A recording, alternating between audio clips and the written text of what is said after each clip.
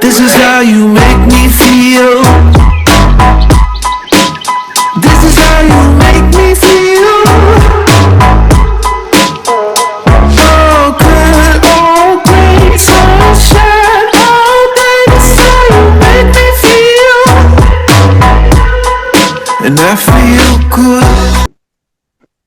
Okay, so next up, I have Chairman of People's Power Party, Derrick Sim, who has got more than 20 years of professional experience spanning finance, leadership, and law enforcement. The law enforcement part, I was very interested because he was working as a career as an investigating officer with the Singapore Police Force, where he was specially selected for elite training with New Scotland Yard and the London Metropolitan Police and advanced investigative techniques.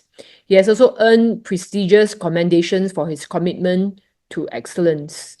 So, yeah, I mean he's got other profile. You can see it from the People's Power Party website, but I will ask him to share whatever that he I mean basically I want to hear from him. I was at the rallies and I heard some very important things which I think he should share with all of you. Okay, so maybe I pass the time now to Derrick, and if you want me to play the video, it's all ready for you. Okay. Hi, thank you. Thank you, Iris, for inviting me here. So just now, Meng Sing talked a lot about the past data. So I'm more concerned about the future, in the future pandemic. Just now, you all mentioned the Section 47 and the Section 65, which is the penalty. So I'll just like to point out two more, which is also inside the Infectious Disease Act, which is the health officer able to break into your house without warrant to implement health measure. So some people ask, so which section got this law where? Also inside the Infectious Disease Act, Section 55, 55A, and 55B. It details all the power that the Director General of Health are able to direct health officer to enter your house without warrant. Yeah, and to search, inspect, and not only they can just enter without warrant, if they suspect something is wrong in your house, they can just go. Suspect only, no need to have evidence. They can break into it. So why am I so passionate? Just like I will say, because this is such a lousy piece of law being written. Yeah. It's easily abused by a law enforcer. Exactly. It can be easily abused by other people. And being a law, not all law enforcers are good. And all these things can be abused. So, Iris, maybe you share the video. Sure. Yeah. 离我远一点，我现在是离我远点。快啊！离我远点。不要让我们进去，好吧？你现在不能进来。好了，请出来。两个把东西收拾一下，你收不收？我收，我收。你把文件给我。快点。哎，你们现在你是哪的？你是哪的？你说。你别那么屁话。你说你是哪的？你先告诉我你是哪的？防疫办的是吗？行，好。都是防疫办的是吗？叫什么？你先告诉我叫什么？你收不收？我收。你先告诉我叫什么？而且你们现在这样进来，我穿的是内衣 ，OK？ 哎，你不要动我啊！我就动你了，咋地？你不配合？你出去，你们出去，我要换衣服。你动我！穿不穿？动我！我告诉你们耍流氓，知道吗？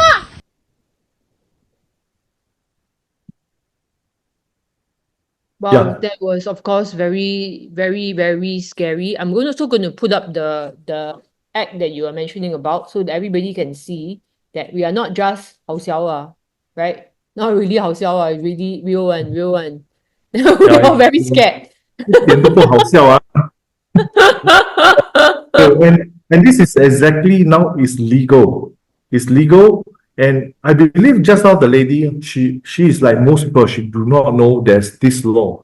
The health officer can just break into your house and search and to bring her to somewhere. This happened in China, but do you know now this is legal in Singapore? And This is sick.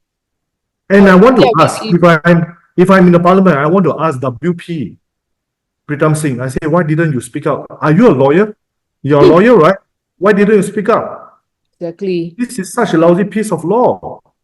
You have to review and amend it. So this is what I will say. And I will ask PAP also, why do you make such a law? If your vaccine is so good, so effective, then there's no need to have this kind of law. People will just queue up and go for the vaccine. There's no need to actually punish people for refusing to take the jab and go to jail. So I think these two, and the other one is the third schedule of the coroner inquiry. I spoke about this in the first rally.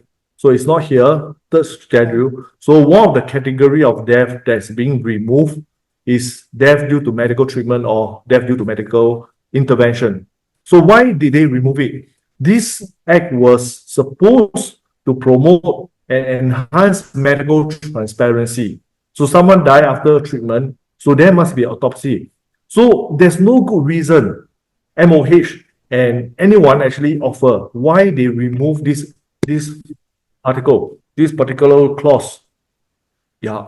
So I also, if in the parliament, I ask about this. And of course, just now, Ming Seng say what he will do, what I will do. By right, if to be very scientifically correct, because I study biotech. So what biotech study? We study about protein, 3D interaction of proteins, and we also study how vaccines are made. So not doctor study how vaccines are made. We study and we do the biotech. So straight away when the vaccine came, I sensed something is wrong because vaccine cannot be made in such a short time. 8 months. It's around 8 months to 9 months. So the vaccine is ready. It's just like, I give you an analogy for all Singaporeans who are not familiar with all this. If I tell you this bowl of curry chicken, just take 10 seconds to make. Can you believe it? Can you believe it? Cannot, right? You need to cut your potato, you need to cut your chicken. It's more than 10 seconds. You haven't cooked. So that's the key thing. So once this thing is out, and then I also know that my friend, father-in-law, passed away after 1 week taking the jab. 1 week. And there's no compensation, no explanation. He died while driving Grab. So a few days after his jab, he has heart palpitation very fast. And then went to see GP. They do the ECG and say that there's nothing wrong with him. So 2 days later, he again experienced heart palpitation. Went to see GP. Again, GP said nothing wrong. Then 2 more days, he passed away inside his car while driving. Yeah. So he parked his car one side and then found it inside the car. So then I was like shocked when the vaccine first came. Subsequently, when there's more data, I went to see my MP back then, Dr. Koh Poh Kun. He's a Minister of State for Health and he's a medical doctor. So I showed him all the data and then I say, shouldn't we be a bit concerned? And there's all this side effect. Second is also how the measure was being enforced back then. So these are what I'm actually worried about. But he just listening and shout at me, My MP shout at me. Yeah. He shouted at you, my gosh. Yeah. What did he say? He just say all these are nonsense. I got no time to entertain you. Yeah. Wow. And I think it's, and apparently people are going around to ask some experts lah, whether it's PAP or opposition, we won't name them names, but they say, I don't think the government will do the vaccination mandate in the next pandemic. But the thing is that if that's the case, why don't you just remove the law? Why don't they just remove it? So the best insurance, right, is not just feel like government will not enforce the law. But what if they enforce? My question is this. And the best insurance is to vote for us to go into the parliament so that we can review and amend this law back to something that is not easily abused. Just like I showed you the video, we can see the health officer just barge in and catch the lady. And the lady is partially undressed. She says she's in the Navy, right? Yeah. So that's the issue. It's so bad. And I do not want anything to happen like this in Singapore. Yeah, I mean, we will wrap up with the vaccination issue because we have half an hour. I want to bring also Zhen Dao and Veer up before 9 o'clock. But I think your input is very Definitely. good. And also because, when I mean, some people know that I was in remand. I actually talked to the police officers and I told them that if ever, okay, they were going to, if somebody is unvaxxed and gonna lock up or you have to do something to the unvaxxed, please don't do it because you just don't want to die, that's all. Okay, so I really really I can't stress how important this law is, and I can't stress how tyrannical and how against human rights and potentially very dangerous to everyone, and we should not allow our country to get to that stage, right? And there's only one party in Singapore who is brave enough to speak up about this topic, and that's People's Power Party, and they will be contesting in Ang Mo Kio as well as Tampines GRC. Now, even if you are not personally living there, please help us to spread the word. Okay, like evangelizing, you go and spread your whatever. This one is very important. Please, help us, especially those people who are online. You've been following my channel for a long time, right? You all know. Please, call your friends or whatever. Find out if they are from the GRC that's concerned. Okay, and I think if enough people unite, there is really a chance.